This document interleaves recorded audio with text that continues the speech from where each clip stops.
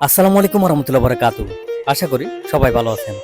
ভিডিওতে যাকে দেখতেছেন উনি আমার ভাইরা। ওনার নাম ফখরুল। আজকে ফখরুলকে নিয়ে আমি চলে যাচ্ছি মেট্রো রেলের অভিজ্ঞতা নেওয়ার জন্য। বাংলাদেশে মেট্রো রেল চালু হয়েছে বেশ কিছুদিন হয়ে গেল, আর সেটা এখনো রাজধানী অর্থাৎ ঢাকার মধ্যে সীমাবদ্ধ। ইদানিং আমার তেমন ঢাকা আসা হয় না, যার কারণে আমার এখনো মেট্রো রেলে চড়ার সুযোগ হয়ে ওঠেনি। দুদিন আগে একটি বিশেষ কাজে আমি ঢাকা এসেছিলাম।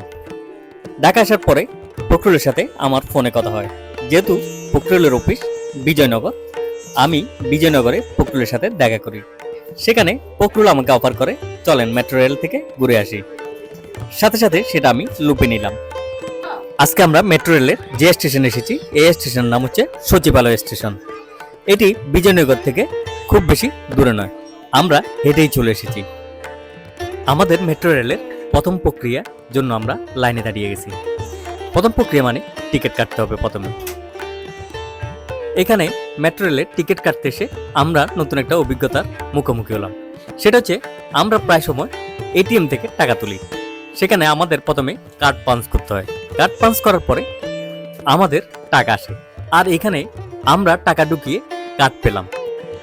আমরা সচিবালয় স্টেশন থেকে কারওয়ান বাজার পর্যন্ত টিকিট কেটেছি। এখন আমরা উপরে চলে যাচ্ছি।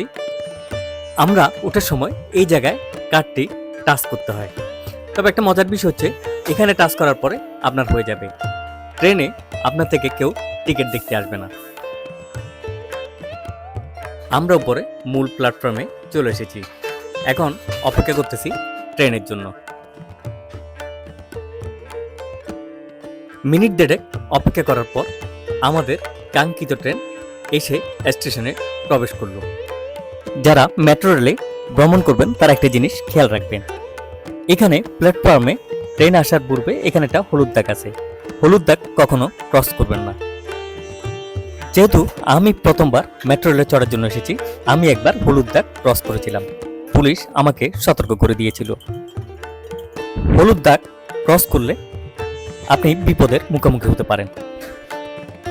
যাক, আমরা মেট্রো রেলে প্রবেশ করি। প্রবেশ করার পরে আমি তো পুরাই অবাক।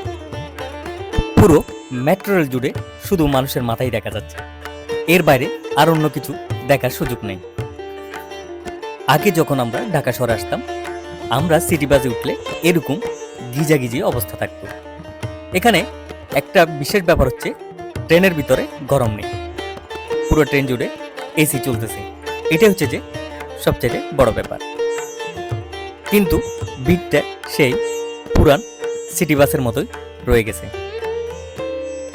যেহেতু মেট্রো রেল ঢাকা শহরের উপর দিয়ে চলে যায়, যার কারণে মেট্রো রেল থেকে পুরো ঢাকা শহরটা দেখতে অনেক সুন্দর দেখা যায়।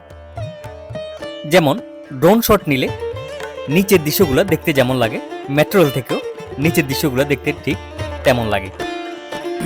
যদিও আমরা ঢাকা বিশ্ববিদ্যালয় স্টেশন যখন পার হয়ে যায় তখন ভিড় অনেকটা কমে যায়। ভিড়টা বাদ দিয়ে দিলে আমরা সচিবালয় থেকে কারওয়ান বাজার আসতে খুব বেশি সময় লাগেনি, এটাই সবচেয়ে বড় ব্যাপার। আমি যদি সিটি বাস অথবা সিএনজিতে যেতাম মিনিমাম 2 থেকে 3 ঘন্টা লাগতে পারত, কিন্তু আমরা খুবই দ্রুত 10-15 মিনিটের মধ্যে কারওয়ান বাজার এসে পৌঁছে গেছি। সর্বশেষ আমার কাছে এই সার্ভিসটা অনেক ভালো লেগেছে। এটা ঢাকাবাসীর অনেক উপকারের কারণ হবে। পরিশেষে সবাই ভালো থাকবেন। ধন্যবাদ সবাইকে। আসসালামু আলাইকুম ওয়া রাহমাতুল্লাহি ওয়া বারাকাতুহু।